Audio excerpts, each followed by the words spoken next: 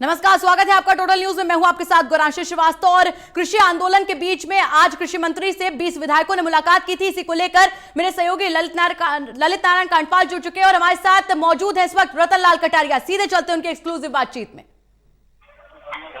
बिल्कुल गौरांशी, इस वक्त दिल्ली के 3 बॉर्डर्स पर लगातार किसान बने हुए हैं। किसान और सरकारों के बीच में एक डेडलॉक बना हुआ है, लेकिन आज भारतीय जनता पार्टी के 21 विधायक और 10 सांसदों ने कृषि मंत्री से मुलाकात की है। इस पूरे डेलीगेशन को जो हेड कर रहे थे रतन लाल कटारिया जी, जो कि केंद्रीय जल शक्ति राज्य मंत्री भी हैं, क्योंकि ये मामला एसवाईएल का भी था, वो मेरे साथ मौजूद है। उनसे पूछते हैं कि आज के इस पूरी बातचीत में क्या क्या बातचीत हुई है। रतन जी, क्या क्या विषय थे, पहले तो ये बताइए हमारे दर्शकों को जानकारी के लिए, और किन किन मुद्दों पर क्या निष्कर्ष निकला है। आज गुरुग्राम में भारतीय जनता पार्टी के सभी एमपी की, सभी विधायकों की, सभी मंत्रीगण की आज बैठक थी, जिसमें हमारे प्रादेशिक अध्यक्ष धनखड़ जी, हमारे प्रभारी आदरणीय विनोद तावड़े जी भी मौजूद थे।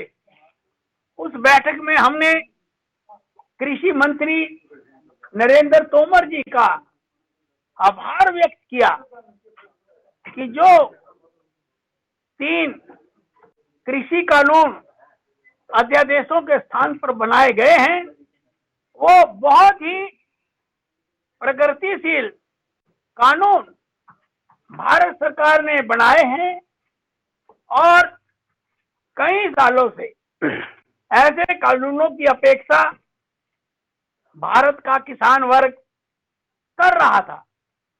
हालांकि कांग्रेस पार्टी ने भी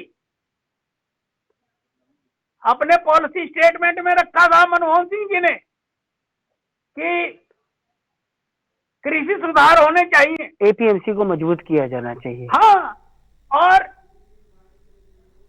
वो अपने मैनिफेस्टो में भी लेकर आए थे। हाँ। लेकिन हिम्मत नहीं जुटा सके, क्योंकि उनको अपना अपमान याद आ जाता था जो राहुल गांधी ने किया था। वो कई बार कानून बनाते थे और राहुल गांधी की कापियां फाड़ देते थे। लेकिन इन सभी परिस्थितियों के बीच में आज हम देख रहे हैं कि किसानों के साथ आपकी सरकार कई राउंड की बातचीत कर चुकी है, लगभग 6 राउंड बातचीत हो चुकी है। लेकिन अब सर एक सवाल सबसे बड़ा पैदा ये हो रहा है कि आखिर समाधान कैसे निकलेगा सर? समाधान तो प्रधानमंत्री जी ने जो अभी 4-5 दिन पहले भारत की संसद का शिलान्यास किया, वहां पर उन्होंने बोलते हुए हमारे सिखों के प्रथम गुरु और गुरु नानक देव जी को याद किया और उनका एक श्लोक उन्होंने सुनाया कि चाहे किसी भी परिस्थितियां बन जाए, लेकिन संवाद नहीं होना चाहिए। बिल्कुल। तो समस्या का हल बातचीत से निकलेगा। लेकिन सर समस्या तो यही हो गई है कि सरकार चाह रही है कि बातचीत हो, लेकिन किसानों का दल बातचीत के लिए नहीं आ रहा है। क्या लगता है आपको, क्या इसके पीछे की मंशा है? क्या कोई सोची समझी रणनीति है इसके पीछे? कुछ दिन में, मेरा ख्याल 1-2 दिन में कुछ बादल क्लियर होंगे और एक ऐसा भ्रम भी धीरे धीरे जाने लगा था कि कुछ बैड एलिमेंट जो है वो इसमें घुसने की कोशिश कर रहे हैं और इस आंदोलन को किसानों के हाथ से खिंचवाकर अपनी राजनीतिक रोटियां सेकना चाहते हैं। और जो उनकी पार्टियों के जहाज डूब गए हैं, वो चाहते हैं कि वो किसानों की आड़ में हम अपने आप को रिवाइव कर लें, लेकिन उनको इसमें सफलता मिलने वाली नहीं है। और जो मोदी जी के खिलाफ जहर उगलने का उनका एजेंडा पिछले 25 साल से चल रहा है, वो उसमें पहले भी फेल थे, अब भी फेल हैं और आगे भी फेल रहेंगे। क्या ये सुनियोजित तरीके से आपको लगता है कि बातचीत को बंद किया गया है, सरकार के साथ डेडलॉक किया जा रहा है?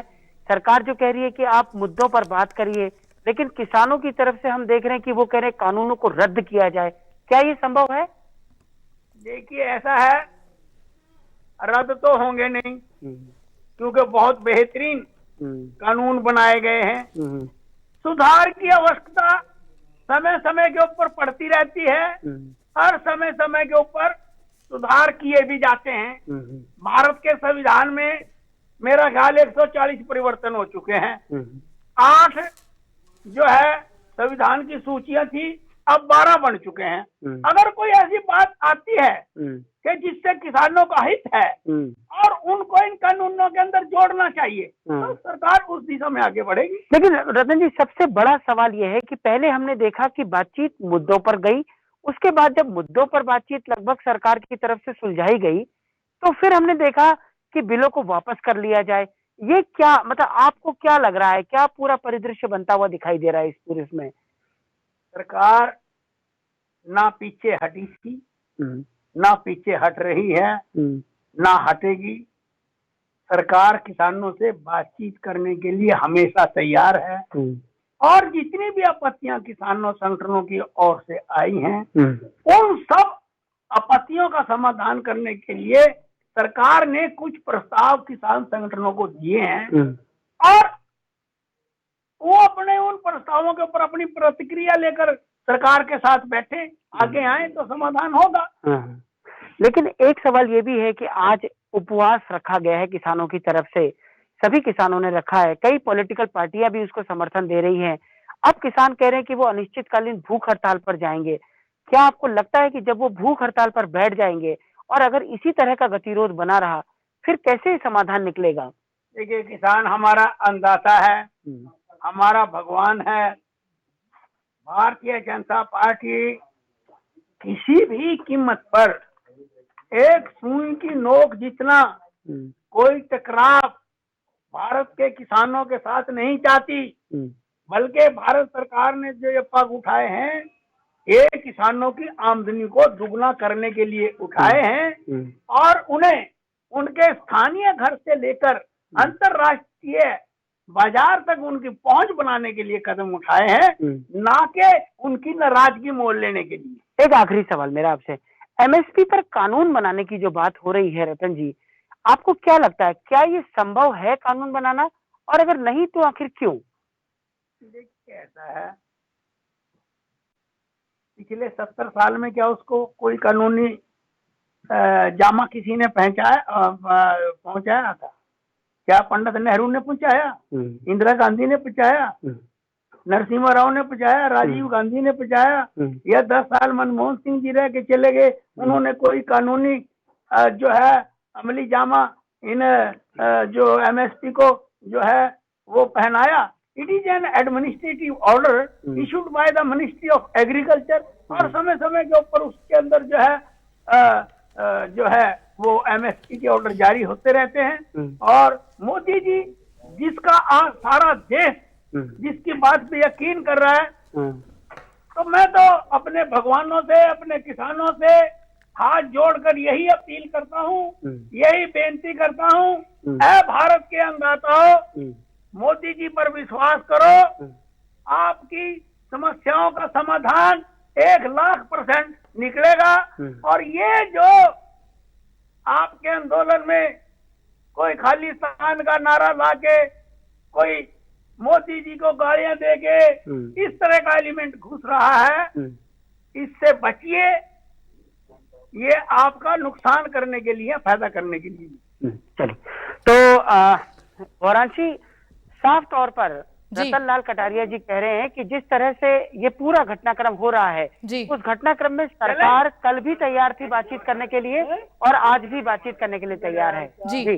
तो यहाँ पर रतन लाल कटारिया की तरफ से हाथ जोड़कर किसानों से अपील की गई है कि वो अपने आंदोलन को खत्म करें। उन्होंने साफ तौर पर कहा है कि जो अन्नदाता है वो हमारा भगवान है, और एक कह सकते हैं कि बड़ा यहाँ पर उन्होंने ऐलान कह सकते हैं या फिर एक बड़ा संकेत दिया है कि 1-2 दिन में कुछ बातचीत से हल निकल सकता है। बता दें कि यह भी कहा गया है कि कानून रद्द नहीं होंगे। रतन लाल कटारिया को टोटल न्यूज पर सुन रहे थे आप, उन्होंने कहा कि कानून हालांकि रद्द नहीं होंगे, हाँ संशोधन के विकल्प खुले हैं, जो सुधार है, जो गलतियां हैं वो सुधार यहां पर जरूर किए जा सकते हैं। बहुत बहुत शुक्रिया ललित जुड़ने के लिए।